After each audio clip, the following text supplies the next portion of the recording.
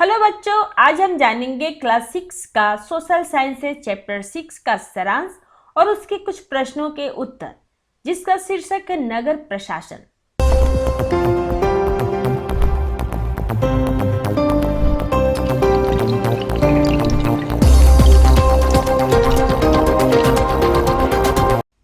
बच्चों, इस चैप्टर की शुरुआत हम यहाँ से करेंगे। सर्वप्रथम हम नगर प्रशासन के बारे में जानेंगे। गांव के मुकाबले शहर काफी बड़ा होता है। शहर की आबादी अधिक होती है, इसलिए वहाँ जन सुविधाएं भी अधिक होती है।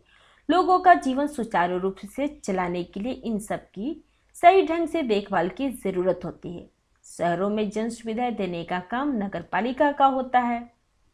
अब हम जानेंगे नगर पालिका का क्या काम है।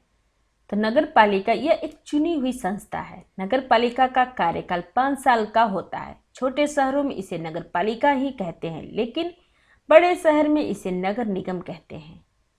वार्ड वार्ड हर नगर पालिका की छोटी इकाई में बांटा जाता है, जिन्हें वार्ड कहते हैं। और वार्ड पार्षद किसे कहते हैं, तो हर वार्ड के लोग अपना एक पार्षद चुनते हैं, जिसे वार्ड काउंसिलर भी कहते हैं। सभी वार्ड पार्षद अपने में से एक ही चेयरमैन चुनते हैं।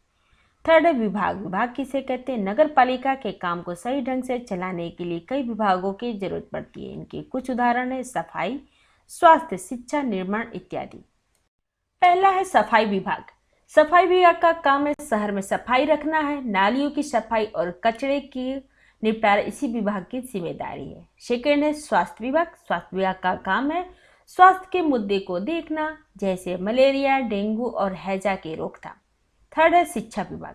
तो शिक्षा विभाग का काम है स्कूल में सुविधाएं को देखना। ऐसी जरूरी नहीं कि शहर के सारे सरकारी स्कूल नगर पालिका के अधीन हो। फोर है निर्माण विभाग। तो निर्माण विभाग का काम है पार्क, स्ट्रीट लाइट और कुछ सड़कों का निर्माण करना और रख रखाव करना। पार्षद समिति को यहाँ जानेंगे। विभिन्न कार्यक्रम को बनाने और लागू करने के लिए विभिन्न समितियां बनती हैं। इन समितियों के सदस्य पार्षद ही होते हैं। इन समितियों का नामकरण उससे जुड़े काम के आधार पर होता है, जिसे सफाई समिति या शिक्षा समिति कहते हैं। कमिश्नर और प्रशासनिक कर्मचारी। इन कर्मचारियों की नियुक्ति सरकार द्वारा होती है। इनका काम है विभिन्न कार्यक्रमों को लागू करवाना और उनका प्रबंध करना। अब जानेंगे नगर पालिका का क्या काम है। नगर पालिका जल आपूर्ति, अस्पताल, सड़क, स्ट्रीट लाइट, नाली, अग्निशमन, बाजार, जन्म और मृत्यु का रिकॉर्ड, कचरा प्रबंध का इत्यादि को काम करता है। अब हम जानेंगे नगर पालिका की आय के स्रोत क्या है। तो नगर पालिका के आय के स्रोत है मकान, जल, बाजार, मनोरंजन और वाहनों पर टैक्स। इसके अलावा नगर पालिका को सरकार से अनुदान भी मिलते हैं। नगर पालिका वाहनों पर पार्किंग शुल्क भी वसूलती है। कॉन्ट्रैक्ट रोजगार। आजकल भारत की नगर पालिकाओं में एक नई परिपाटी शुरू हुई है। अपने खर्चे घटाने के उद्देश्य से नगर पालिकाओं ने कई काम प्राइवेट ऑपरेटर्स को कॉन्ट्रैक्ट पर दे दिए हैं। ऐसे में काम करने वाले मजदूर नगर पालिका से वेतन नहीं पाते हैं। इससे कार्य क्षमता तो निस्संदेह बढ़ी है, लेकिन इससे मजदूरों की स्थिति खराब हो गई है। अब मजदूरों की नौकरी सुरक्षित नहीं है, इन्हें सामाजिक सुरक्षा भी नहीं मिलती है। बच्चों, अब हम जानेंगे इस चैप्टर के प्रश्नों के उत्तर। तो बच्चे यास्मीन खाला के घर पर क्यों गए? तो उसका आंसर है बच्चों के क्रिकेट खेलते समय गेंद से गली की ट्यूबलाइट टूट गई थी। बच्चे जानना चाहते थे कि इस ट्यूबलाइट के बदलवाने के लिए पैसे किसको देने होंगे। यास्मीन खाला पहले नगर निगम में नौकरी करती थी, इसलिए बच्चों को लगता था कि उन्हें इस बात की जानकारी होगी। सेकंड प्रश्न है नगर निगम के कार्य शहर के निवासियों के जीवन को किस तरह प्रभावित करते हैं? ऐसे 4 तरीकों के बारे में लिखिए। तो इसका आंसर है नगर निगम के कार्य शहर के निवासियों के जीवन को निम्नलिखित तरीकों से प्रभावित करते हैं। पहला है नगर निगम शहर में दवाखाने तथा अस्पताल चलाने का कार्य करता है, जिससे लोगों को स्वास्थ्य सुविधाएं प्राप्त होती हैं। सेकेंड है नगर निगम शहर में स्कूल खोलता है तथा उन्हें चलाने का काम करता है, जिससे बच्चों को पढ़ाई की सुविधा प्राप्त होती है। थर्ड है नगर निगम सड़कों तथा बाजारों की सफाई का काम करता है, जिससे शहर में बीमारी नहीं फैलती। फोर है नगर निगम पीने के पानी की सुविधा उपलब्ध कराता है, इससे शहर के लोगों की पानी की आवश्यकताएं पूरी होती हैं। थर्ड है नगर निगम पार्षद कौन होता है? तो इसका आंसर है शहर या नगर को कई वार्डों में बांटा जाता है। प्रत्येक वार्ड से जनता द्वारा निर्वाचित प्रतिनिधि को पार्षद कहा जाता है। फोर्थ प्रश्न है गंगाबाई ने क्या किया और क्यों? तो इसका आंसर है गंगाबाई ने महिलाओं के एक समूह के साथ मिलकर मोहल्ले की सफाई नियमित रूप से न होने का विरोध किया। इसके लिए पहले वे मोहल्ले के पार्षद के पास गए। पार्षद ने सफाई अभियंता के साथ लेकर आयुक्त से मिलने की सलाह दी। आयुक्त ने पर्याप्त संख्या में ट्रक उपलब्ध नहीं होने का बहाना बनाया। तो गंगाबाई ने तपाक से प्रश्न किया कि आपके पास अमीर लोगों के मोहल्ले से कचरा उठाने के लिए पर्याप्त ट्रक है? गंगाबाई ने चेतावनी दी कि अगर 2 दिन के अंदर काम नहीं हुआ तो बड़ी संख्या में महिलाएं नगर निगम के सामने धरने पर बैठ जाएंगी। बच्चों 5 प्रश्न है कि आप चर्चा कीजिए। ऊपर के 2 चित्र में आपने कूड़ा इकट्ठा करने और उसको ठिकाने लगाने की विधियों को देखा। क है आपके विचार से कौन सी विधि कूड़े का निपटारण करने वाले व्यक्ति के लिए सुरक्षित है? ख है पहले चित्र में कूड़ा इकट्ठा करने के जो तरीके दिखाया गया उसमें क्या क्या जोखिम है? ग है आप क्या सोचते हैं कि जो लोग नगर निगम में काम करते हैं उनके पास अपने कूड़े के निपटारण की व्यवस्थित सुविधा क्यों नहीं है? इसका आंसर है फोटो 2 की विधि कूड़े का निपटान करने वाले व्यक्ति के लिए सुरक्षित है। ख है पहले चित्र में कूड़ा इकट्ठा करने का जो तरीका दिखाया गया है उसमें बहुत जोखिम है।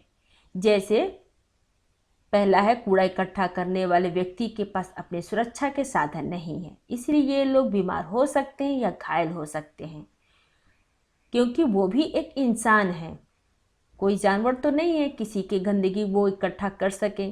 सेकंड है कूड़ा खुले रूप से पड़ा रहता है जिससे गंदगी फैलती है और बीमारियां फैलने का खतरा रहता है।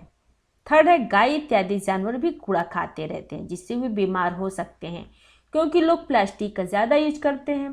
प्लास्टिक में भरकर वो अपने घर के कूड़े कचरे डाल देते हैं, जिससे गाय के खाने युक्त जो भोजन होता है वो उस अपने भोजन को ढूंढती है और खाती है, उसके साथ प्लास्टिक भी खा जाती है, जिससे इन जानवरों को पेट में ये सब प्लास्टिक जाता है जिससे नुकसान होता है। इसलिए बच्चों हम ज़्यादातर कूड़े को में प्लास्टिक का यूज कम करें।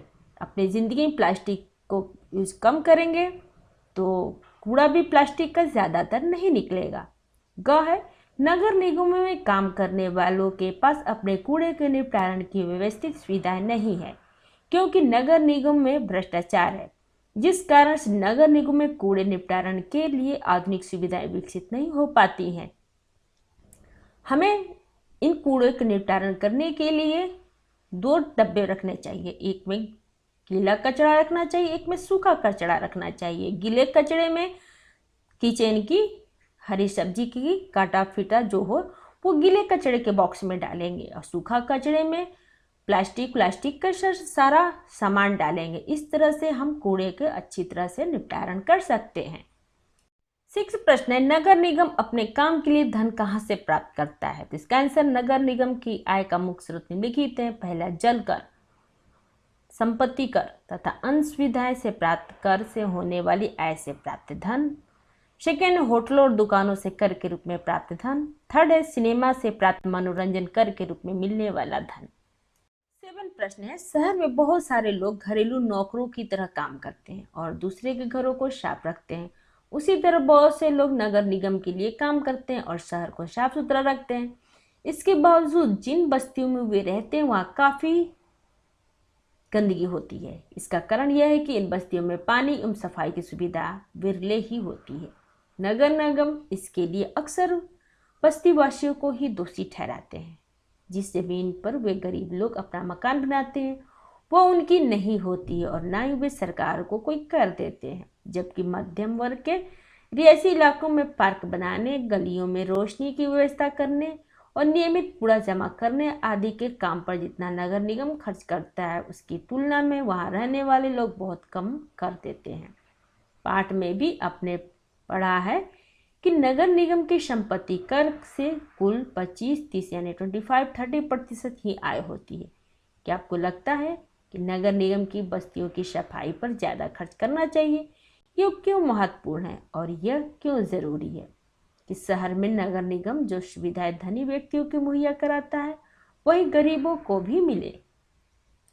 इसका उत्तर है नगर निगम की उन बस्तियों की सफाई पर भी ज्यादा ध्यान देना चाहिए जिन बस्तियां उनकी सफाई कर्मचारी रहते हैं। इन बस्तियों में रहने वाले सार्वजनिक शौचालय का प्रयोग करते हैं। इन बस्तियों में जगह जगह कूड़ा और पानी फैला रहता है। इनके पास धन और स्वास्थ्य सुविधाएं की भी कमी होती है, इसलिए इन बस्तियों में बीमारियां के फैलने की संभावना बनी रहती है। इन बस्तियों में रहने वाले लोग को भी मध्य वर्ग की बस्तियों में रहने वाले लोगों की तरह समान अधिकार मिलने चाहिए, क्योंकि संविधान देश के सभी नागरिकों को समानता का अधिकार देता है। आपको मेरा ये वीडियो अच्छा लगा हो तो लाइक करें, या फिर कोई डाउट हो तो आप हमें कमेंट बॉक्स में लिख कर बताएं। अगर आप पहली बार मेरे चैनल पे आए हैं तो सब्सक्राइब करें और बेल आइकन को प्रेस करें, जिससे आपको मेरे नए वीडियो का नोटिफिकेशन सबसे पहले मिले। थैंक यू बच्चों, फिर मिलते हैं अगले वीडियो में।